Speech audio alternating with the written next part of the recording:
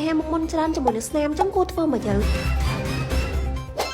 ទឹកជូតគឺជាសេវាកម្មមួយដែលផ្ដោតទៅលើបងប្អូនដែលគាត់មានបញ្ហាមុខមុនគ្រប់ភេទជាពិសេសអ្នកដែលគាត់មានបញ្ហាមុនអកម៉ូនដែលដឹងថាទៅព្យាបាលនៅទីណាបងប្អូនទាំងអស់គ្នាអាចមើលវីដេអូនេះឲ្យដល់ចប់បានខ្ញុំមាន tip ដែលធ្វើឲ្យបងប្អូនទាំងអស់គ្នាព្យាបាលមុននេះឲ្យជាដាច់ 100% ព្រោះសារធ្វើនៅក្នុងសេវាកម្មនេះក្រោយពីសម្អាតមុខញិចមុនរួចរាល់គឺពួកយើងចាប់ផ្ដើមបិទទឹកជូតយកតែម្ដងបងដោយសារតែក្នុងសេវាកម្មនេះគឺយើងផ្ដោតទៅលើការព្យាបាលមុខមុនបើចូលលំមិនមែនផ្ដោតទៅលើបញ្ហាមុខមុនតែមួយមុខទេសូម្បីតែស្នាមក៏យើងអាចព្យាបាលជាផងដែរអញ្ចឹងសម្រាប់បងប្អូនដែលគាត់មានបញ្ហាមុខមុនមួយណាបងប្អូនទាំងអស់គ្នាអាចជ្រើសរើសយកជាកញ្ចប់ព្យាបាលនៅកន្លែងយើងក៏បានដែរយើងមានតម្លៃពិសេសជូនបងប្អូនទាំងអស់គ្នាសំខាន់ free ជាមួយនឹងសេវាកម្មម៉ាស្សាមុខញិចមុនធម្មជាតិជូនបងប្អូនទាំងអស់គ្នាម្ដងសម្រាប់បងប្អូនដែលគាត់នៅតាមបណ្ដាខេត្តចង់យកជាឈុតបែបនេះយើងក៏មាន free ជាមួយនឹងម៉ាស្សាស្មៅជូនបងប្អូនទាំងអស់គ្នាមួយផងដែរតែពិសេសសម្រាប់បងប្អូនដែលគាត់ព្យាបាលមុខមុនជាមួយនឹងទឹកជូតគាត់នឹងទទួលបានការបញ្ចុះតម្លៃ 30% ទៅលើសេវាកម្មម៉ាស្សាមុខញិចមុនធម្មជាតិពី$10ដល់សល់ត្រឹមតែ$7តែប៉ុណ្ណោះអញ្ចឹងបើសិនជាចង់បានមុខស្អាតជាមួយនឹងការចំណាយថវិកាតិចបងប្អូនទាំងអស់គ្នាអាចឆាតមក page ចូលមកលុបឥឡូវនេះបានអរគុណ